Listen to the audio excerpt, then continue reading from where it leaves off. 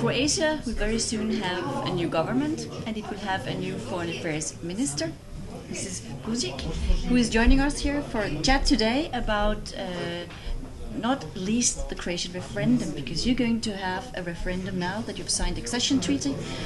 What day do you personally prefer that to ask your fellow Croatians to come and vote yes or no to EU membership? It's probably going to be February, maybe mid-February, most likely. We still have to decide. It will give us enough time to put these European issues center stage again, to create new enthusiasm after people have been to the general elections, and it will also give us time to then, after the referendum, have the possibility to ratify the accession treaty in all the member states. So mid-February, we cannot get it closer to that? No, I can't say now, but I would say because we need to reach a decision in our parliament, which will most probably be when the parliament gets together after the New Year's, which is 15th of January, and then within 30 days of that. But that brings us mid-February. Doesn't need to be the 30th day. It can be sooner than that. Okay. Now you're joining a European Union that is based on the current treaty, which you have now signed an accession to. But actually also there is now another treaty being negotiated, a Euro Pact as it's called. It may be joined by only the 17 Euro countries, it might be joined by more, but most likely not by all. Is this going to be part of your referendum, or are you going to say now we only join the existing treaties, then we'll think about that later on? Well, or is it so important that you actually have to discuss both things? Our referendum can only be about the accession treaty that we have signed. And in this accession treaty, there are clauses that are pertaining to the existing Lisbon treaty. So this is the only thing that we can have a referendum on. We can only later either have a referendum if we want to, or have a parliamentary decision, which is more likely in our form of parliamentary setup. Have a parliamentary decision, maybe 2/3 or whatever, on whether Croatia would adhere to or join this possibly changed treaty, or what would be Croatia's position on changing the treaty in general. However, Croatia is joining the European Union, but is not at the moment joining the European Monetary Union, for many different reasons, of which one is that we don't meet the Maastricht criteria. And actually it is in our interest and in our economic interest and living standard interest is to meet the Maastricht criteria, but we still have some time to go. So you're by saying that, indicating that you're most likely to be found in the group of countries that will join this new pact, at least your personal opinion? Fiscal discipline is something that is part of the program of the new government. So this is definitely something that we as a mode of behavior would like to introduce in our own country. I cannot for sure at this moment, where we haven't formed the government yet. Actually, our future Prime Minister hasn't gotten the mandate formally from the President, only from the voters. Yet I cannot really say that, have a definitive position on this, but fiscal discipline is definitely part of the new government. Actually, it is part of the program on which we won the elections.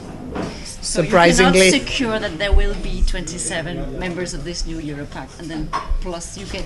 No, this we can. It's yes. My last question, I think we have to look a bit after the time, is that if you have any plans or maybe even rules that will secure you have a fair referendum, that those 30% that are considering it to vote no will also have resources, space in the media, or is that completely open market? And you see. As far as the referendum is concerned, everybody has access to media. The media, I've just participated in one program last night, the day before yesterday actually, on Wednesday, where we discussed this issue, and the representative of the No to Europe movement was there. However, in Croatia, it's not very politically articulated because there is only one political party whose program and official position is anti-European or against Croatia joining the European Union, and that party actually lost its parliamentary status in this last elections. It was a parliamentary party, but it lost its parliamentary status in the elections.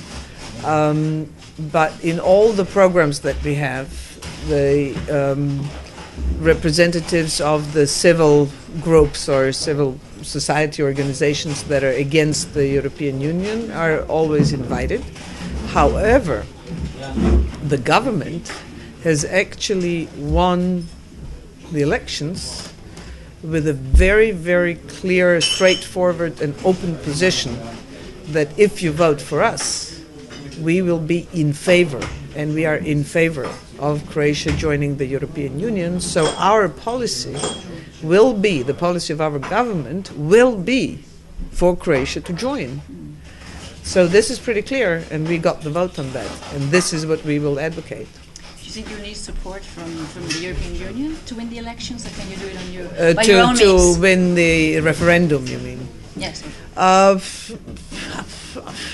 It could help. It would help. I don't think it would be detrimental. It would help, especially, let's say, people who have representing segments of the society that has changed its opinion, like the Polish peasants, for instance, who were very against Europe. Our own farmers are pretty skeptical, and I think it would maybe be the best to hear it from their counterparts who were very skeptical themselves, and then based on the experience with membership have turned around. But I think we will spend some time showing today's event also on national television, because this was pretty uplifting and I think a very, very good message to the citizens of Croatia. Do you feel different now that you are walking around the corridors in Brussels with this new status? Yes. Was it different? In what ways did you sort of find it different? Like entering from the anteroom into the main hall. Yeah? Yeah. What did it feel like?